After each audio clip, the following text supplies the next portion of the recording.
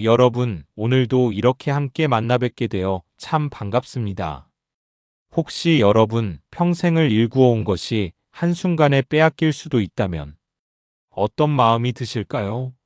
자식처럼 키워온 포도나무 한 그루 한 그루, 그 열매 하나하나에 땅과 정성을 쏟았는데 어느 날 갑자기 그것을 빼앗으려는 사람들이 나타난다면요? 오늘 우리가 함께 살펴볼 마가복음 12장은 바로 그런 이야기로 시작됩니다. 하지만 이건 단순한 포도원 이야기가 아닙니다. 이 안에는 우리 인생의 가장 중요한 질문들이 숨어 있거든요. 내가 가진 것은 정말 내 것일까요? 나라에 세금을 내는 것과 하나님을 섬기는 것, 이 둘은 어떻게 조화를 이룰 수 있을까요? 죽은 후에 정말 부활이 있을까요? 그리고 수많은 계명 중에서 가장 중요한 것은 무엇일까요? 예수님께서는 이날 예루살렘 성전에서 종교 지도자들과 긴장감 넘치는 대화를 나누십니다. 그들은 예수님을 시험하고 올가미에 걸리게 하려고 애를 쓰죠. 하지만 예수님의 답변은 그들의 예상을 뛰어넘는 지혜로 가득합니다. 그리고 마지막에는 가난한 과부의 작은 헌금 이야기로 우리 가슴을 뭉클하게 만드십니다. 오늘 이 시간 여러분과 함께 마가복음 12장을 천천히 그리고 깊이 있게 들여다보려고 합니다. 이 말씀 속에서 우리 인생의 참된 가치가 무엇인지, 하나님께서 정말로 원하시는 것이 무엇인지 함께 발견하는 시간이 되었으면 좋겠습니다. 그럼 이제 시작해 볼까요? 예수님께서는 비유로 말씀하시기 시작하셨습니다. 어떤 사람이 포도원을 만들었는데요. 이 말씀을 들으시는 여러분께서는 아마 농사일을 해보신 분들도 계실 겁니다. 포도나무를 심는다는 게 얼마나 정성이 드는 일인지 아시죠? 그냥 심기만 하면 되는 게 아니거든요. 이 주인은 정말 세심하게 포도원을 준비했습니다. 먼저 땅을 파서 돌을 골라내고 좋은 흙을 골라 포도나무를 심었어요. 그리고 울타리를 쳤습니다.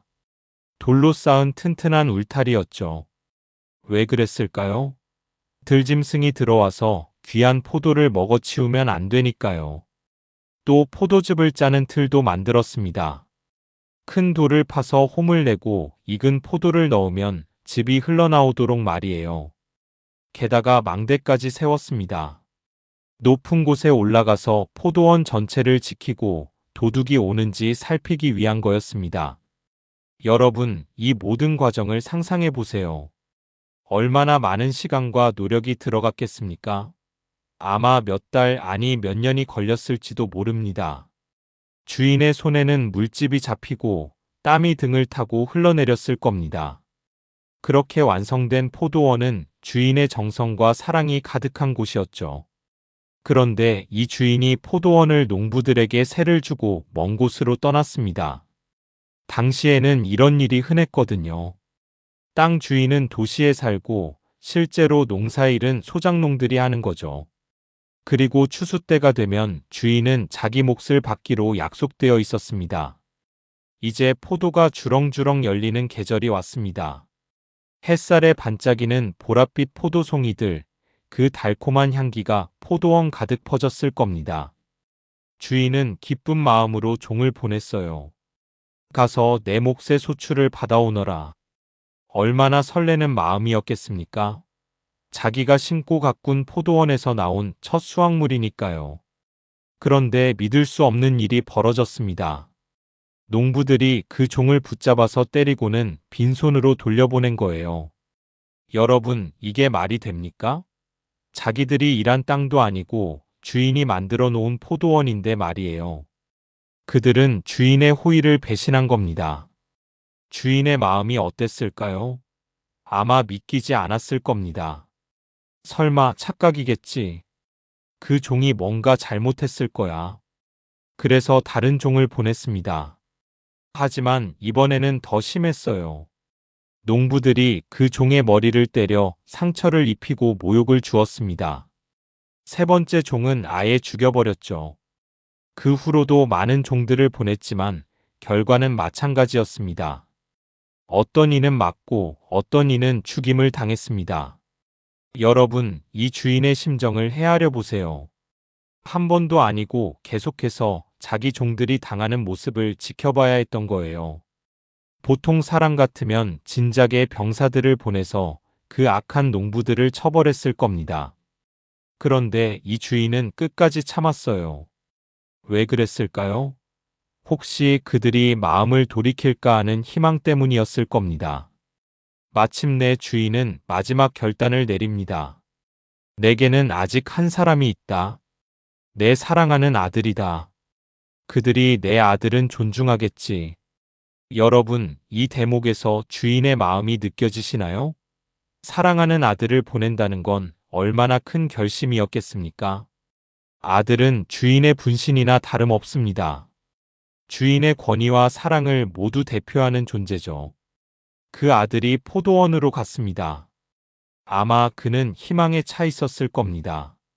내가 가면 그들이 이해할 거야. 아버지의 마음을 전할 수 있을 거야. 하지만 농부들이 그를 보고 한 말을 들어보세요. 이 사람이 상속자다. 자, 죽이자. 그러면 상속 재산이 우리 것이 될 것이다. 이 얼마나 어리석은 생각입니까? 주인의 아들을 죽이면 포도원이 자기들 것이 된다고요? 그들은 완전히 제정신이 아니었던 거죠. 탐욕에 눈이 멀어서 이성을 잃어버렸습니다. 그리고 정말로 그 아들을 잡아서 죽이고 포도원 밖으로 내던져 버렸습니다. 예수님께서 이 비유를 말씀하시면서 물으십니다. 그렇다면 포도원 주인이 어떻게 하겠습니까? 그 대답은 명확합니다. 주인은 와서 그 악한 농부들을 진멸하고 포도원을 다른 사람들에게 줄 것입니다. 당연한 일이죠. 그토록 오래 참고 기다렸는데 심지어 사랑하는 아들까지 죽였으니 말입니다. 그런데 여러분, 이 비유가 누구를 가리키는 건지 아시겠죠? 포도원은 이스라엘입니다. 하나님께서 애굽에서 건져내시고 가나안 땅에 심으시고 율법으로 울타리를 치시고 성전을 세우시고 선지자들을 보내신 그 이스라엘 말입니다. 농부들은 바로 종교 지도자들이에요. 그들은 하나님께서 맡기신 백성들을 돌봐야 할 책임이 있었습니다. 하나님께서는 계속해서 선지자들을 보내셨어요. 이사야, 예레미야, 에스겔, 아모스. 수많은 선지자들이 하나님의 말씀을 전했죠. 회개하라. 하나님께로 돌아오라. 하지만 어떻게 됐습니까? 어떤 선지자는 돌에 맞아 죽었고, 어떤 이는 톱으로 잘려 죽었고, 어떤 이는 감옥에 갇혔습니다. 이스라엘의 지도자들은 하나님의 종들을 핍박했어요. 그리고 마침내 하나님께서 자기 아들을 보내셨습니다. 바로 예수님이시죠. 하나님의 독생자 사랑하는 아들을 이 땅에 보내신 겁니다. 그런데 종교 지도자들이 어떻게 했습니까?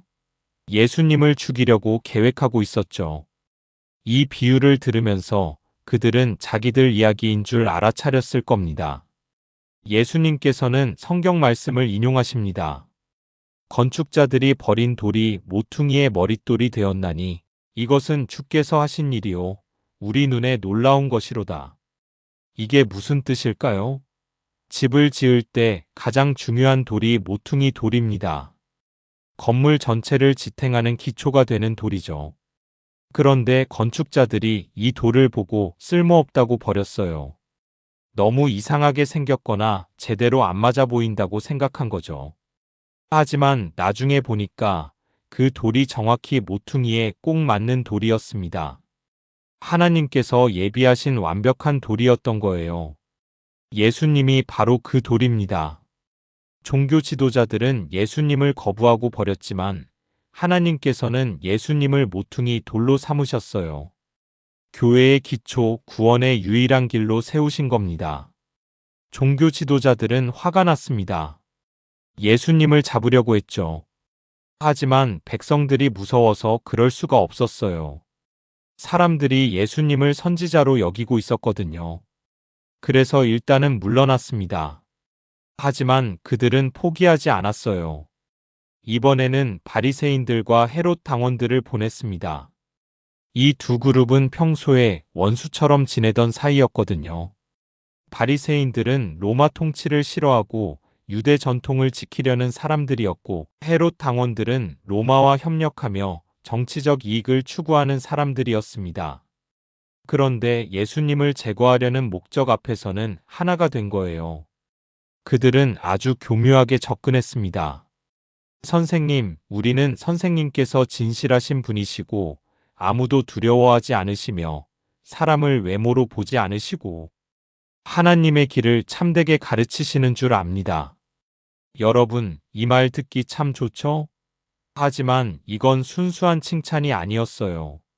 예수님을 올가미에 걸기 위한 미끼였습니다. 그리고는 질문을 던졌어요. 가이사에게 세금을 바치는 것이 옳습니까? 옳지 않습니까?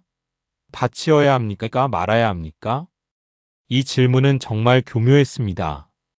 만약 예수님께서 세금을 바쳐야 한다고 하시면 어떻게 될까요?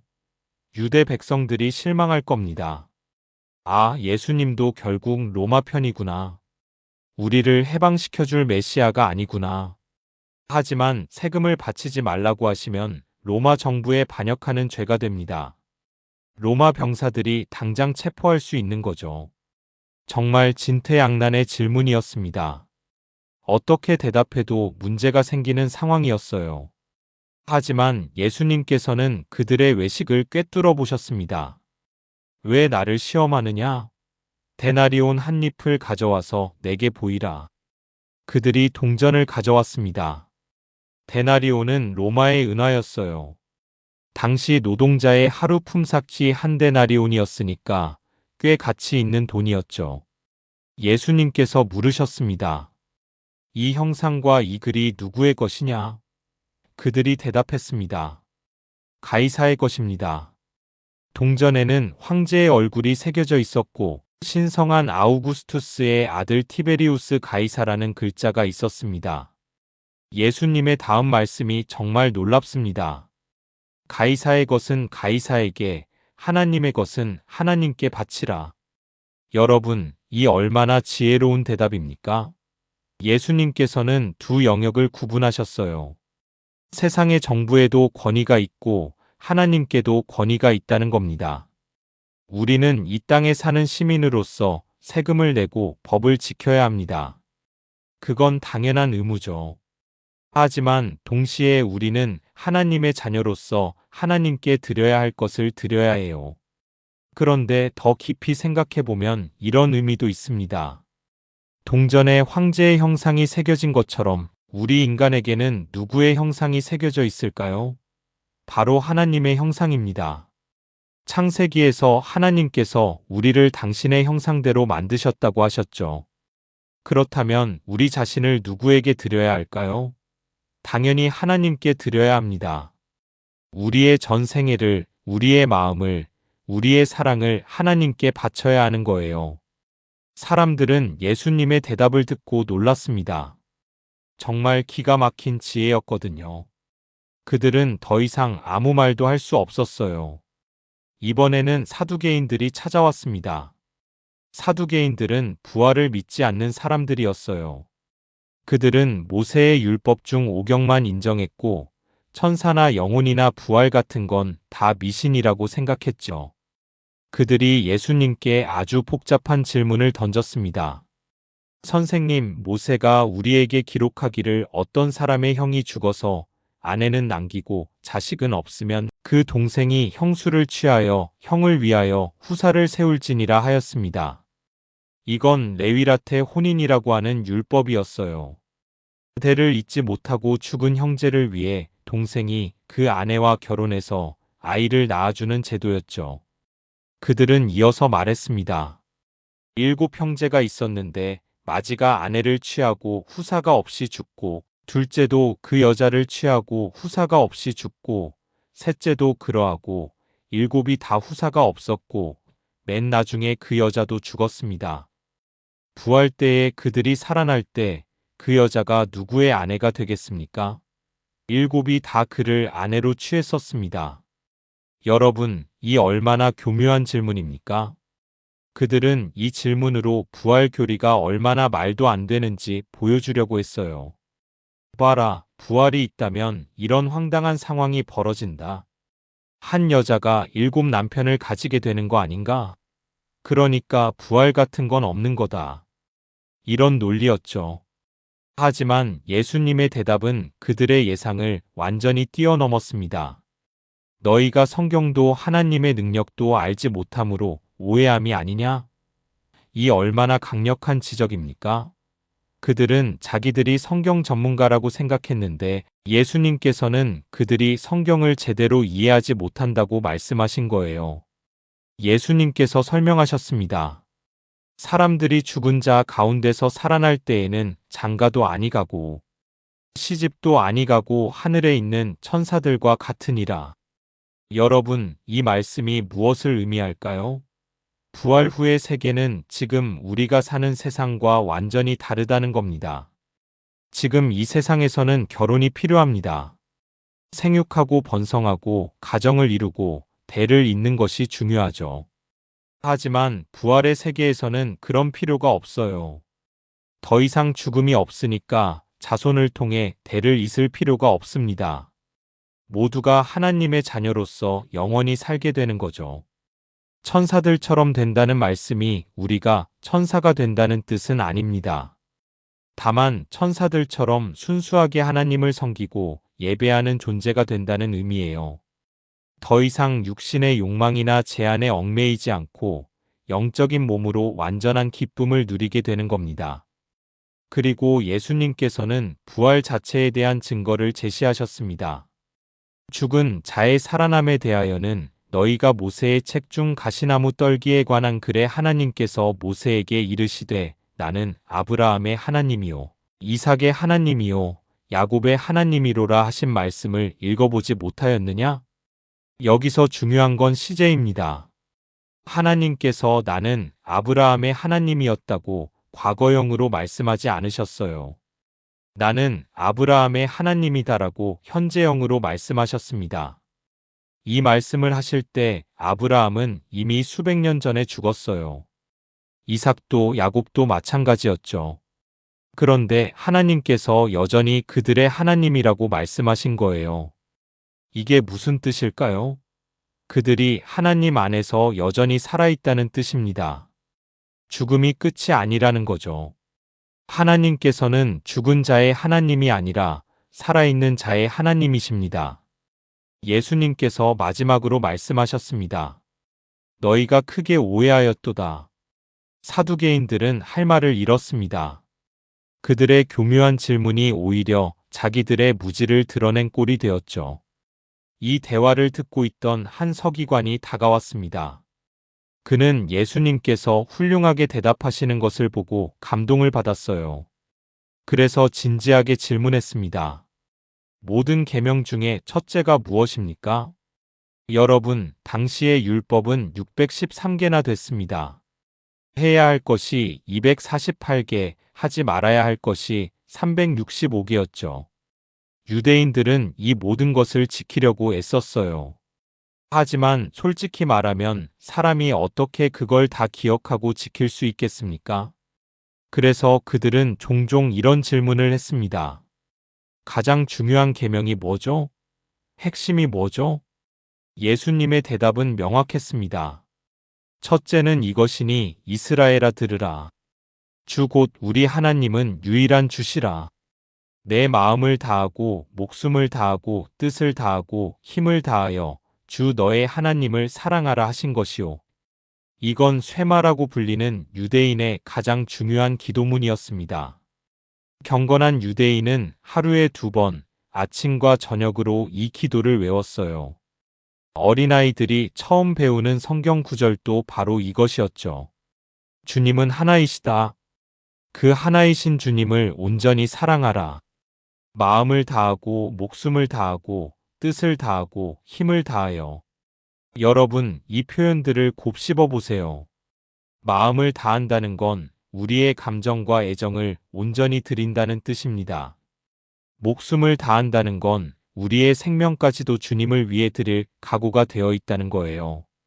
뜻을 다한다는 건 우리의 생각과 의지를 주님께 집중한다는 의미이고, 힘을 다한다는 건 우리가 가진 모든 능력과 자원을 주님을 섬기는 데 사용한다는 뜻입니다. 사랑이란 게 참 신기하죠. 우리가 정말 누군가를 사랑하면 그 사람을 위해 무엇이든 할 수 있잖아요. 손자, 손녀들을 생각해 보세요. 그 아이들을 위해서라면 여러분은 어떤 수고도 마다하지 않으시죠? 밤잠을 설쳐도 몸이 아파도 그 아이들이 행복하면 그걸로 충분하잖아요. 하나님께 대한 사랑도 그래야 한다는 겁니다. 하지만 예수님께서는 여기서 멈추지 않으셨어요. 둘째는 이것이니 내 이웃을 내 자신과 같이 사랑하라 하신 것이라. 이보다 더 큰 계명이 없느니라. 첫째 계명은 하나님 사랑이고 둘째 계명은 이웃 사랑입니다. 이 두 계명은 따로 떼어놓을 수 없어요. 하나님을 사랑한다고 하면서 이웃을 미워할 수는 없는 거죠. 요한일서에서도 이렇게 말씀하시잖아요. 보이는 형제를 사랑하지 않는 자가 어떻게 보이지 않는 하나님을 사랑할 수 있겠느냐? 내 이웃을 내 자신과 같이 사랑하라. 이게 무슨 뜻일까요?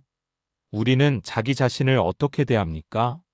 아프면 치료받으려 하고, 배고프면 먹으려 하고, 추우면 따뜻하게 하려고 하죠. 자기한테는 최선을 다합니다. 이웃도 그렇게 대하라는 겁니다. 이웃이 어려움에 처했을 때 나라면 어떻게 대접받고 싶을까? 이를 생각해 보는 거예요. 내가 힘들 때 위로받고 싶은 것처럼 이웃을 위로하고, 내가 도움이 필요할 때 도움받고 싶은 것처럼 이웃을 돕는 겁니다.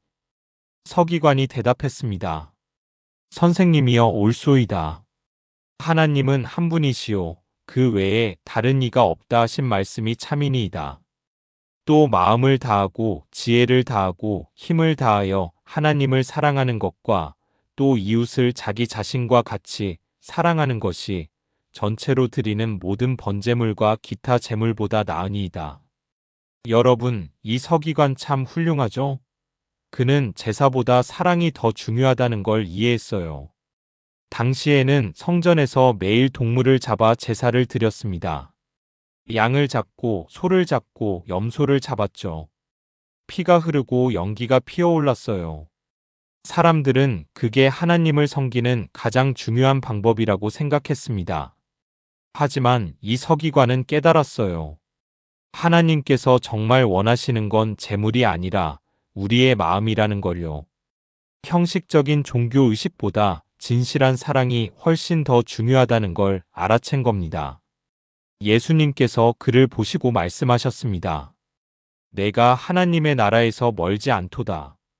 얼마나 큰 칭찬입니까? 하나님의 나라에 가까이 있다는 거예요. 이 서기관은 진리를 이해하고 있었습니다. 이제 한 걸음만 더 나아가면 되는 거죠.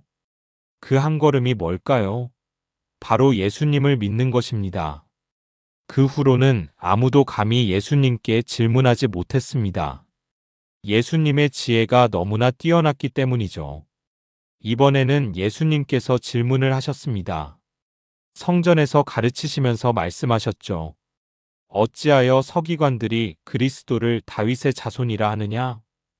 이건 당시 유대인들의 일반적인 믿음이었어요. 메시아는 다윗의 후손으로 오신다는 거였죠. 실제로 구약 성경에도 그런 예언들이 많습니다. 하지만 예수님께서 지적하신 문제가 있었습니다. 다윗이 성령에 감동되어 친히 말하되 주께서 내 주께 이르시되 내가 내 원수를 내 발 아래에 둘 때까지 내 우편에 앉아 있으라 하셨도다. 다윗이 그리스도를 주라 하였은즉 어찌 그의 자손이 되겠느냐? 이 말씀을 좀 풀어서 설명해 드릴게요. 다윗이 시편을 쓰면서 이렇게 말했어요. 주님 하나님께서 내 주님 메시아에게 말씀하시기를. 여기서 다윗이 자기보다 나중에 올 메시아를 내 주님이라고 불렀다는 게 핵심입니다. 보통 조상이 후손을 주인이라고 부르지는 않잖아요. 할아버지가 손자를 나의 주인님이라고 하지는 않죠. 오히려 반대입니다. 후손이 조상을 존경하는 거예요. 그런데 다윗은 자기 후손이 될 메시아를 자기 주인이라고 불렀습니다. 이게 무슨 뜻일까요? 메시아는 단순히 다윗의 자손이 아니라는 겁니다. 물론 육신으로는 다윗의 혈통을 이어받지만 본질적으로는 훨씬 더 위대한 존재라는 거예요. 바로 하나님의 아들이신 겁니다. 예수님께서는 이 질문을 통해 자신의 정체성을 드러내셨어요. 나는 다윗의 자손이지만 동시에 다윗보다 위대한 존재다. 나는 단순한 인간이 아니라 하나님의 아들이다. 이렇게 말씀하신 거죠. 큰 무리가 즐겁게 듣고 있었습니다. 예수님의 말씀은 참으로 신선하고 권위가 있었거든요. 예수님께서는 가르침을 계속하시면서 경고의 말씀을 하셨습니다. 서기관들을 삼가라. 그러시면서 그들의 잘못된 모습들을 지적하셨어요. 그들은 긴 옷을 입고 다니는 것을 원하고, 당시 서기관들은 특별히 길고 화려한 옷을 입었습니다. 사람들이 멀리서도 알아볼 수 있도록요. 그들은 자기들의 지위를 과시하고 싶어 했어요. 봐라, 나는 특별한 사람이다. 나는 율법을 아는 학자다. 이런 교만이 옷에 배어 있었습니다. 시장에서 문안받는 것을 원하고, 시장은 사람들이 많이 모이는 곳이죠. 서기관들은 그런 곳에서 사람들이 자기들에게 절하고 인사하는 걸 즐겼어요. 랍비님, 선생님 하고 부르는 소리를 듣고 싶어 했습니다. 그 인정과 존경이 그들에게는 달콤한 것이었죠. 회당의 높은 자리와 잔치의 윗자리를 원하고 어디를 가든지 제일 좋은 자리에 앉으려고 했어요. 회당에서도 가장 앞자리, 가장 눈에 띄는 자리를 차지했죠. 잔치에서도 마찬가지였습니다. 명예로운 자리, 사람들의 부러움을 받는 자리를 원했어요. 과부의 가산을 삼키고, 이게 가장 심각한 문제였습니다. 과부는 당시 사회에서 가장 약한 존재였어요. 남편이 없으니 보호받을 사람도 없고 경제적으로도 어려웠죠. 하나님께서는 율법에서 과부를 특별히 보호하라고 명령하셨습니다. 그런데 서기관들은 오히려 과부들을 이용해서 재산을 빼앗았어요. 어떻게 그랬을까요? 아마 이런 식이었을 겁니다. 과부가 법적인 문제로 도움이 필요하면 서기관에게 갔죠. 서기관은 친절하게 도와주는 척하면서 과도한 수수료를 받았어요. 때로는 과부의 집이나 땅을 담보로 잡고는 갚지 못하게 만들어서 가로채기도 했을 겁니다. 종교의 이름으로, 율법의 이름으로 약한 자들을 착취한 거예요. 외식으로 길게 기도하는도다. 거기다가 그들은 위선적이었습니다. 겉으로는 아주 경건한 척했어요. 길고 아름다운 기도를 했죠. 사람들이 들으라고, 사람들이 감탄하라고 기도했습니다. 하지만 그 기도는 진심이 아니었어요. 하나님께 드리는 기도가 아니라 사람들에게 보여주는 연극이었습니다. 예수님께서 엄중히 경고하셨습니다. 그 받는 판결이 더욱 중하리라. 더 많이 아는 사람에게는 더 큰 책임이 있습니다. 서기관들은 성경을 가르치는 사람들이었어요. 그들은 하나님의 뜻을 알고 있었죠. 그런데도 정반대로 행동했습니다. 그러니 그들의 죄는 더 무겁고 심판도 더 엄중할 수밖에 없는 거예요. 그리고 나서 예수님께서는 연복의 맞은편에 앉으셔서 사람들이 헌금하는 것을 보고 계셨습니다. 성전에는 13개의 나팔 모양 헌금함이 있었어요. 사람들은 그 안에 헌금을 넣었죠. 많은 부자들이 헌금을 했습니다. 그들은 많은 돈을 넣었어요. 당랑하는 소리가 크게 났을 겁니다. 은전이 헌금함에 떨어지는 소리, 주변 사람들이 돌아보는 소리. 부자들은 아마 흐뭇했을 거예요. 오늘 나 좋은 일 했어. 하나님께 큰 헌금을 드렸잖아. 그런데 가난한 과부 한 사람이 왔습니다. 그녀는 레피티오엔 2개를 넣었어요. 레피티오엔은 당시 가장 작은 동전이었습니다. 2개를 합쳐도 한 고드란트, 즉 로마의 가장 작은 동전 하나 값밖에 안 됐어요. 요즘으로 치면 몇십 원 정도? 정말 보잘것없는 금액이었습니다. 그 과부가 헌금을 넣을 때 소리도 거의 안 났을 거예요. 너무 작은 동전이니까요. 아마 아무도 주목하지 않았을 겁니다. 부자들의 큰 헌금에 비하면 눈에 띄지도 않는 금액이었죠. 하지만 예수님께서는 보셨습니다. 예수님께서는 제자들을 불러 말씀하셨어요. 내가 진실로 너희에게 이르노니 이 가난한 과부는 연보계에 넣는 모든 사람보다 많이 넣었도다. 제자들은 놀랐을 겁니다. 뭐라고요? 저 과부가 부자들보다 더 많이 넣었다고요? 말도 안 돼요. 부자들은 엄청난 금액을 넣었는데 저 과부는 겨우 2렙돈밖에 안 넣었. 예수님께서 설명하셨습니다. 그들은 다 그 풍족한 중에서 넣었거니와 이 과부는 그 가난한 중에서 자기의 모든 소유 곧 생활비 전부를 넣었느니라. 여러분, 이 말씀의 의미가 느껴지시나요? 부자들은 자기가 가진 것 중에서 일부를 냈어요. 남아도는 것 없어도 생활에 지장 없는 것을 낸 겁니다. 10개 중에 하나를 냈을 수도 있고 100개 중에 하나를 냈을 수도 있어요. 헌금하고 나서도 그들의 삶은 전혀 변하지 않았습니다. 여전히 풍족했죠. 하지만 이 과부는 달랐습니다. 그녀가 가진 전부를 드렸어요. 2렙돈, 그게 그녀가 가진 생활비의 전부였습니다. 오늘 먹을 것, 내일 먹을 것을 살 돈이었죠. 그런데 그걸 다 드린 겁니다. 여러분, 과부의 마음을 상상해 보세요. 손에 든 작은 동전 2개를 내려다보면서 그녀는 생각했을 거예요. 이게 내가 가진 전부야. 이걸 드리면 오늘 저녁에 뭘 먹지? 내일은 어떻게 하지? 두려웠을 겁니다. 불안했을 거예요. 하지만 그녀는 믿었습니다. 하나님께서 자기를 돌보실 거라고 믿었어요. 하나님께서 자기의 필요를 채워주실 거라고 신뢰했습니다. 그래서 그 작은 동전을 헌금함에 넣었죠. 떨리는 손으로 하지만 확신에 찬 마음으로. 예수님께서는 바로 그 마음을 보셨습니다. 금액의 크기가 아니라 헌신의 깊이를 보신 거예요. 계산된 헌금이 아니라 사랑의 표현을 보셨습니다. 안전을 확보한 후의 여유가 아니라 전적인 신뢰를 보셨어요. 이것이 바로 하나님께서 원하시는 헌신입니다. 우리가 넘쳐서 드리는 게 아니라 우리의 전부를 드리는 거예요. 편안한 범위 안에서가 아니라 믿음으로 발을 내딛는 겁니다. 여러분, 우리는 어떻습니까? 우리가 하나님께 드리는 것이 부자들의 헌금 같습니까? 아니면 과부의 헌금 같습니까? 우리가 드리는 시간, 우리가 드리는 재능, 우리가 드리는 물질, 그것이 남아서 드리는 겁니까? 아니면 필요해도 믿음으로 드리는 겁니까? 하나님께서는 우리의 통장 잔고를 보시는 게 아닙니다. 우리의 마음을 보십니다. 우리의 헌신을 보시고 우리의 신뢰를 보십니다.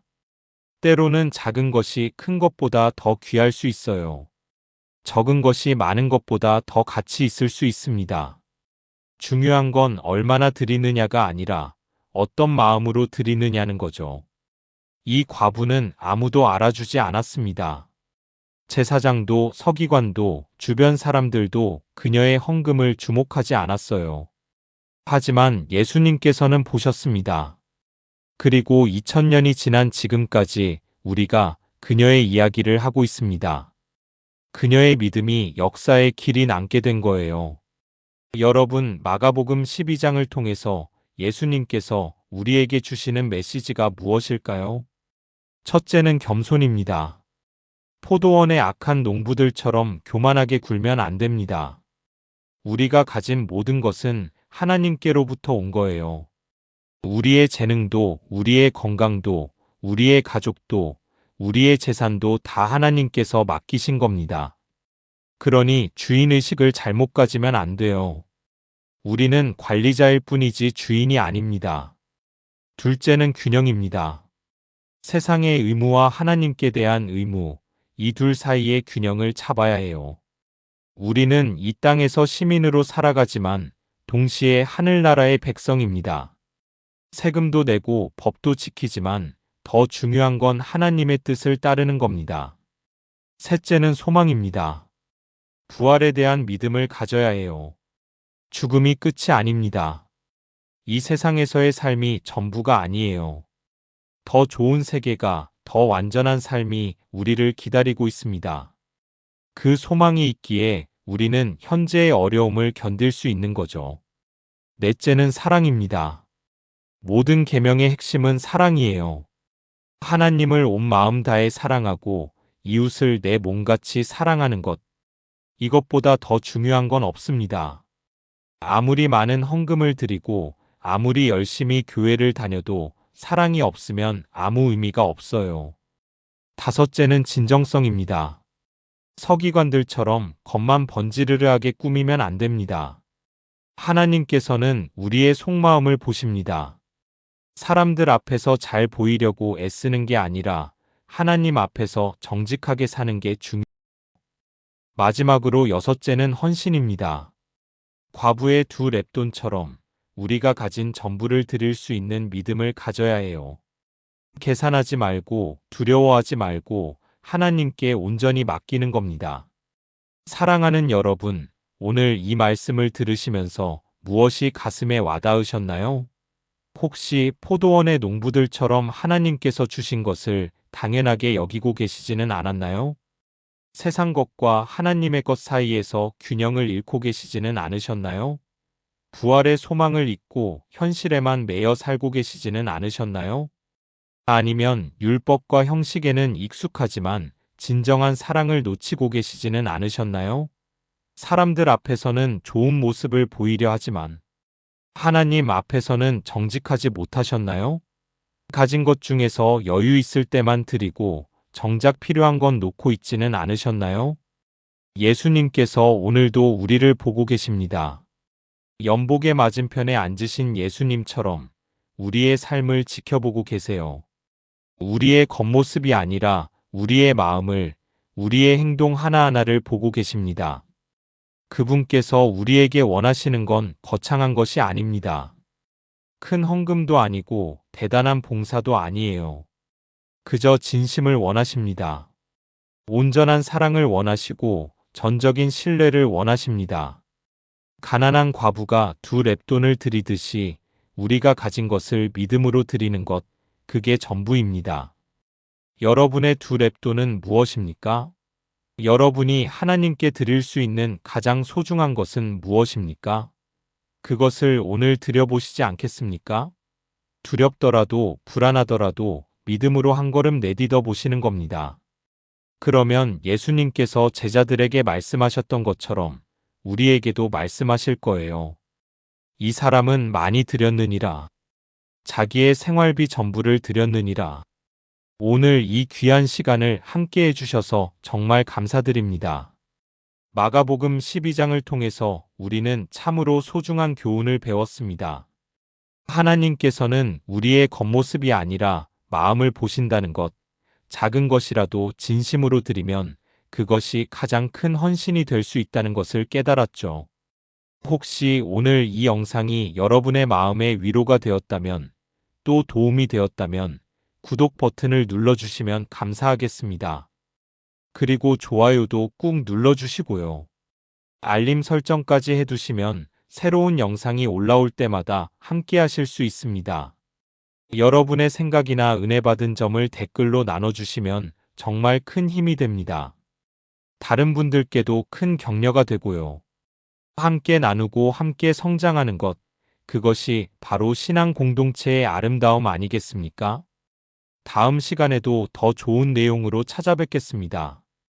항상 건강하시고 하나님의 은혜가 여러분과 여러분의 가정에 충만하시기를 기도합니다.